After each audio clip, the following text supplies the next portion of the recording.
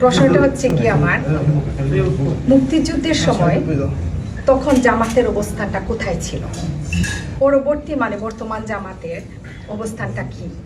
জামাত নিয়ে তো জনগণের অনেক প্রশ্ন ও মন্তব্য। জামাত নিয়ে হচ্ছে গিয়ে জনগণের জন্য একটা অ্যালার্জি যদি বলা হয়। জামাত এছাড়াও মুক্তিযুদ্ধের বিপক্ষের শক্তি, রাজাকার বা মৌলবাদ, এই বিষয়ে জামাতের ইতিহাসটা আরো কতটুকু ক্লিয়ার করা উচিত বলে মনে করেন? আমি বুঝলাম না যে এক প্রশ্নে কতটুকু উত্তর দেওয়া হবে। প্রথম হচ্ছে ৭১, প্রথম ৭১, তারপরে রিজার্ভেশন, তারপরে এগুলাকে আমরা কতটুকু যৌক্তিক মনে করি, এটা নিরসনের উপায় কি, বিশাল ব্যাপার। আলহামদুলিল্লাহ ৭১ আমাদের অবস্থান ছিল আসলে আনফরচুনেটলি পাকিস্তানিরা আমাদের উপর একটা যুদ্ধ চাপিয়ে দিয়েছে। এটা কিন্তু বাংলাদেশের জনগণ ইনভাইট করে আনে নাই। ভুট্টো সাহেব তার একগুঁয়েমির কারণে পাকিস্তানকে একটা অনিশ্চয়তার দিকে ঠেলে দিয়েছিলেন এবং সেখানে এহিয়া খান তার কাছে কার্যত অসহায় আত্মসমর্পণ করেছেন। বাংলাদেশের জনগণের জন্য এর বাইরে কিছু করার ছিল না, তখন এই যুদ্ধে ঝাঁপিয়ে পড়া ছাড়া। কিন্তু একটা জিনিস লক্ষ্য করবেন যে শেখ মুজিবুর রহমান সাহেব পাকিস্তান শাসন করার ম্যান্ডেটটা পেয়েছিলেন। ৩০০ আসনের মধ্যে ১৬৩ আসন, সবগুলা ছিল পূর্ব পাকিস্তান, সরি ১৬১ আসন, সবগুলা ছিল পূর্ব পাকিস্তানে। পূর্ব পাকিস্তানে মাত্র ২টি আসন ছাড়া সব তিনি উইন করেছিলেন। কিন্তু পশ্চিম পাকিস্তানে তার কোনো আসন ছিল না। ওইদিকে ভুট্টো সাহেব ৭২ আসনে সেখানে জয়লাভ করেছেন, কিন্তু পূর্ব পাকিস্তানে তার কোনো আসন ছিল না। তো উনি আজগুবি দাবি করে বসলেন যে শেখ মুজিব যেমন পশ্চিম পাকিস্তানে কোনো আসন পান নাই, আমিও তেমন পূর্ব পাকিস্তানে আসন পাই নাই, কাজেই দুই অংশ শাসন করার এখতিয়ার জনগণ আমাদের কাউকে দেয় নাই। সুতরাং তিনি হবেন পূর্বের প্রধানমন্ত্রী, আমি হব পশ্চিমের প্রধানমন্ত্রী। তৎকালীন পাকিস্তানের সংবিধান এটা অ্যালাউ করে না। এই ডেডলক মেটানোর জন্য এই দফায় দফায় ঢাকায় মিটিং হয়েছে এহিয়া খানের সাথে এবং ভুট্টো সাহেবের সাথে, শেখ মুজিবুর রহমান সাহেব। তিনি কিন্তু দেশ স্বাধীন করার জন্য এই মিটিং করেন নাই, তিনি করেছেন তার অধিকার এস্টাবলিশ করার জন্য।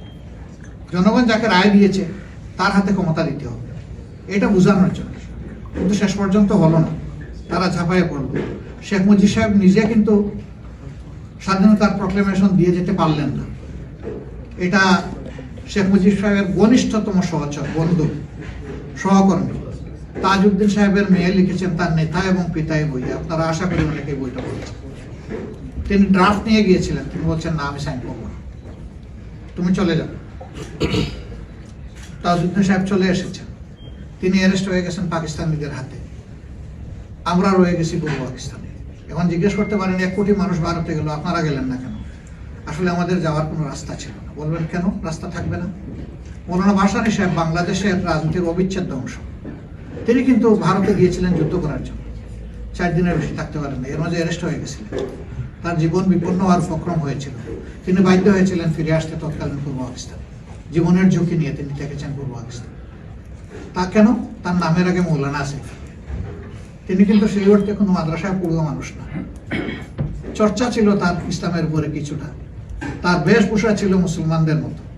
তিনি একটা বিশেষ কায়দার টুপি পরতেন এবং খদ্দরের পাঞ্জাবি পরতেন, আর তার সহকর্মীরা তাকে মৌলানা বলে অভিনন্দিত করত এবং তিনি সেটাতে কমফোর্ট ফিল করতেন। সেই লোকটাকে ভারত সহ্য করে নাই, ভাই আমারে সহ্য করতো। আমি অবশ্য তখন 12 বছরের শিশু, আমার কথা আমি বলছি না, আমি বলতেছি এরকম যারা আছে তাদেরকে সহ্য করতো না, তাদের কোনো জায়গা সেখানে ছিল না। ভারত যদি কুলামনে এটা সুযোগ করে দিত তাহলে জাতিটা ইউনাইটেড থাকত, এই জাতির মধ্যে কোনো ডিভিশন আসতো না।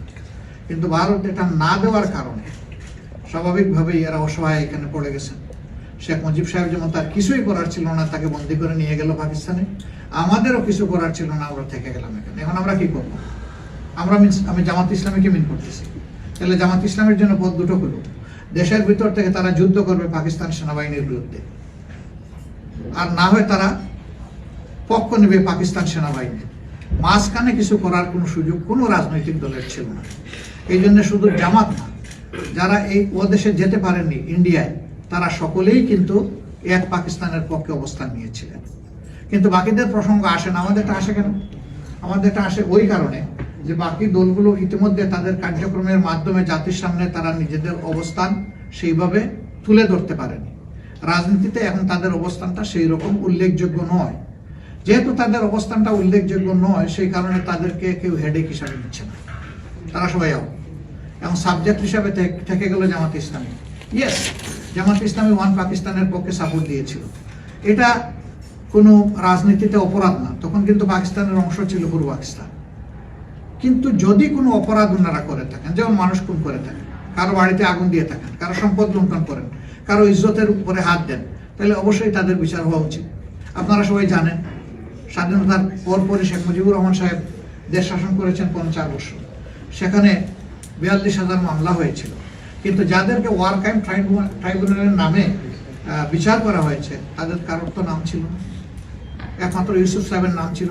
সেই শেখ মুজিব সাহেব জীবিত থাকা অবস্থায় এখানে মামলা থেকে খালাস পেয়েছে, বাকি কারো কোনো নামই ছিল না, কোথাও একটা জিডি এন্ট্রি পর্যন্ত ছিল না। তাহলে 42 বছর পরে এই মামলার গ্রাউন্ড কিভাবে তৈরি হলো?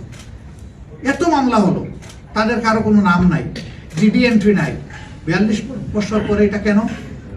এটার মূল কারণ হলো 2001 থেকে 6 জামাত ইসলামী প্রথমবারের মতো বাংলাদেশে শাসন ক্ষমতার একটা ছোট্ট অংশীদার ছিল। 2 জন মিনিস্টার 3টা মন্ত্রণালয়ে সার্ভ করেছিলেন, তাদের এই সার্ভিস ছিল সন্তোষজনক এবং fair, free of any source of corruption. সেই মন্ত্রণালয় 3টা তন্ন করে তাদের দায়িত্ব পালনকালীন সময়ে কোনো ইরেগুলারিটিস কেউ আবিষ্কার করতে পারেনি। তাহলে রাজনৈতিক প্রতিপক্ষ যারা, তারা দেখেছেন এইভাবে যদি জামাত ইসলামী তার কার্যক্রম জাতির সামনে তুলে ধরতে পারে, তাহলে আগামী দিনটা হয়তো বা মানুষ জামাতের দিকে ঝুঁকে পড়বে। অতএব তাদেরকে বাড়ি দিতে হবে। কি দিয়ে বাড়ি দিবেন?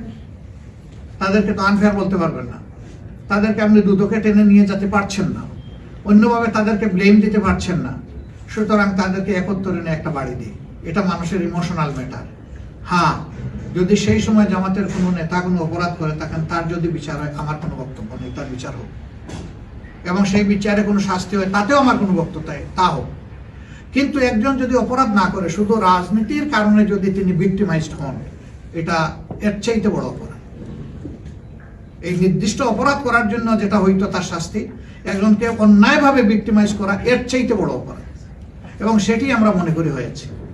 এই বিচারের ব্যাপারে অনেকেই আপত্তি তুলেছেন। আমি জাস্ট ব্রিটেনের একটা কোর্টের একটা বিষয় আপনাদের সামনে কোর্ট করব। চৌধুরী মঈনুদ্দিনের একটা এই সংক্রান্ত বিচারের রায়ে এখানে আমাদের যে বিচারটা হয়েছে ওয়ার ক্রাইম ট্রাইব্যুনালের নামে, সেই বিচারের ব্যাপারে এখানকার জাজরা একটা অবজারভেশন দিয়েছে। It's a genocide of justice. এই বিচারের মাধ্যমে বিচারকে হত্যা করা হয়েছে, বিচারের গণহত্যা এটা হয়েছে।